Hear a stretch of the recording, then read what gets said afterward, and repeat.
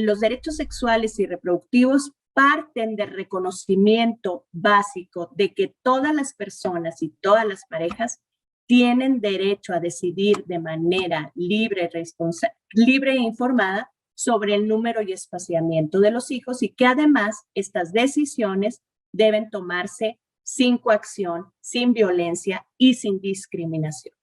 Y además se agregó que tener derechos sexuales y reproductivos suponía también el derecho a gozar del más alto nivel posible de protección de la salud sexual y reproductiva, es decir, cuidar todo el aparato reproductor, sus funciones y procesos, y lograr que las personas tuvieran el más alto nivel posible de bienestar y de ausencia de enfermedad en lo que se refiere a la reproducción, sus funciones y procesos. Recientemente se insiste en la separación de los derechos sexuales de los derechos reproductivos, porque a mí me parece que esta distinción es pertinente, porque el imaginario habitual es que la sexualidad y la reproducción están juntas. Y entonces los derechos sexuales surgieron como consecuencia de la libertad y la dignidad de las personas, de su derecho a establecer relaciones personales,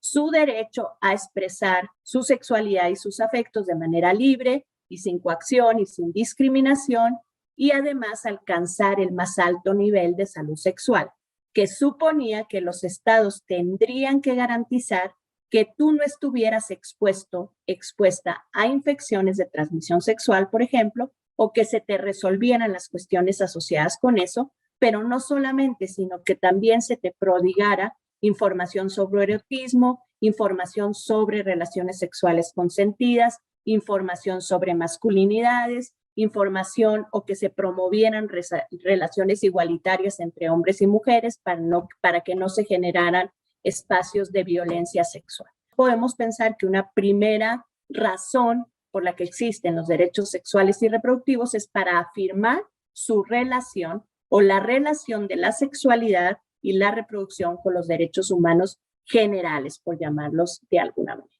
Y también creo que hay una necesidad de proteger esa esfera de inmunidad, esa esfera de autopertenencia que es el cuerpo. La sexualidad y la reproducción pasan por el cuerpo y expresan el cuerpo. El cuerpo regularmente debe ser la esfera de mayor inmunidad de las personas. Las personas deben estar protegidas en su cuerpo, porque su cuerpo es su identidad, su cuerpo es su expresión exterior, su cuerpo es el recinto de su espiritualidad, etc. El cuerpo de las personas importa, el cuerpo de las personas debe estar protegido por el discurso de derechos humanos, y dado que la sexualidad y la reproducción expresan o pasan por el cuerpo, esta esfera de inmunidad debe ser protegida, y la manera en la que encontraron los estándares internacionales de proteger esta esfera de inmunidad fue consagrando los derechos sexuales y reproductivos. Tienen exactamente los mismos límites que tienen los otros derechos.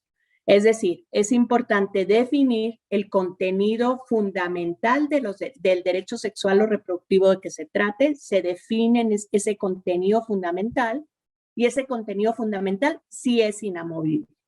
Lo que no esté dentro de ese contenido fundamental es adaptable, es susceptible de ser afectado, como pasa con todos los derechos. Si uno pensara en el alcance de los derechos sexuales y reproductivos, uno tendría primero que desdoblar estas obligaciones del Estado frente a todos los derechos humanos, que incluyen los derechos sexuales y reproductivos. Está la obligación de garantizar, que es finalmente la obligación de generar condiciones de ejercicio para ese derecho. Está la obligación de respetar, que es finalmente controlar o abstenerse como Estado de violar derechos sexuales y reproductivos, y la obligación de proteger, que implica que los estados impiden que otras personas violen o afecten los derechos sexuales y reproductivos. Si uno piensa, por ejemplo, en la obligación de garantizar, es claro que el Estado tiene que proveer información, tiene que proveer servicios de salud, tiene que proteger la diversidad de las expresiones de identidad sexogenérica,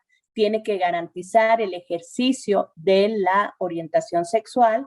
Y si hablamos de la obligación de respeto, pues entonces aquí entra todo lo que el Estado no debe hacer. El Estado no debe prohibir matrimonios entre personas del mismo sexo, por ejemplo.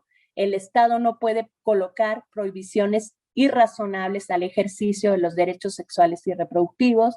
No puede impedir la divulgación de información, no puede impedir o debería no impedir que las mujeres accedan a elecciones reproductivas que expresan su autonomía. Y por otro lado, en la cuestión de proteger, el Estado debe impedir la violencia de terceros.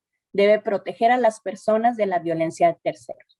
Debe proteger a las mujeres y a las personas de la diversidad sexual, a los hombres, de relaciones violentas o cruzadas por la violencia. La Corte, como todas sabemos, ha protegido, ha considerado como inconstitucional y discriminatorio que no se permitan, que no se legisle sobre matrimonio igualitario. También la Corte ha insistido en que debe haber un respeto, una garantía y una protección del derecho a la identidad sexogenérica, y conocemos el celebrísimo caso donde la Corte decide que una persona debe poder recibir un acta de nacimiento que esté relacionada con su identidad sexogenérica y no con la asignación arbitraria de su sexo al nacimiento.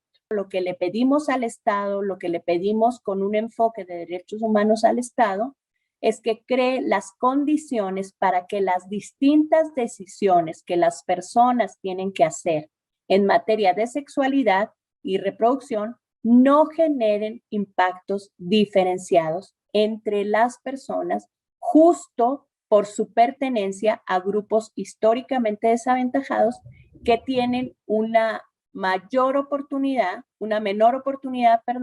de que sus derechos sean garantizados. Hay problemas específicos que tienen que ver con el cruce de las discriminaciones, que tienen que ver con el cruce de la marginación, que deberían ser abarcados por una precisión o un delineamiento más fino de lo que vamos a entender por derechos sexuales y reproductivos, y por eso yo me adhiero al término justicia reproductiva. Suprema Corte, el poder de la justicia.